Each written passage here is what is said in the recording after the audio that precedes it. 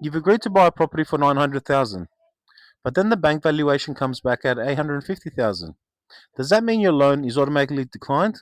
Not necessarily, but it can create a financial shortfall. A bank valuation is the value a lender places on the property when assessing it as a security for your home loan. It can be different from the asking price, the selling agent price guide, or even the amount you agreed to pay. For example, if you plan to borrow 720,000 on a $900,000 purchase, that would normally be 80% loan to value ratio. But if the bank only values the property at 850,000, that same 720,000 loan is now closer to an 85% LVR.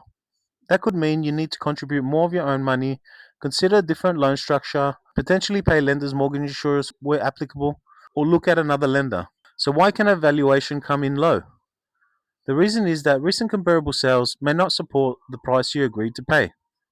Another is that the market may be moving quickly and the available sales evidence has caught up. The property may also be unusual, difficult to compare, or have features that a lender or valuer consider high risk. And sometimes buyer competition simply pushes the sale price above that recent comparable sales support. So, what can you do if a valuation comes back low? First, find out why. Your mortgage broker may be able to review the valuation and determine whether there are relevant comparable sales that were missed. In some situations, another lender may use a different valuer or valuation method and arrive at a different result.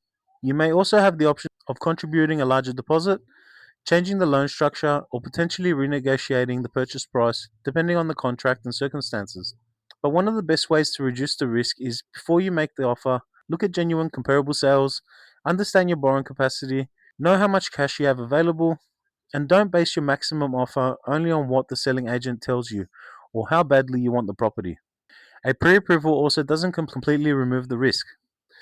The lender still needs to assess the actual property, your purchase, and decide whether it is an acceptable security.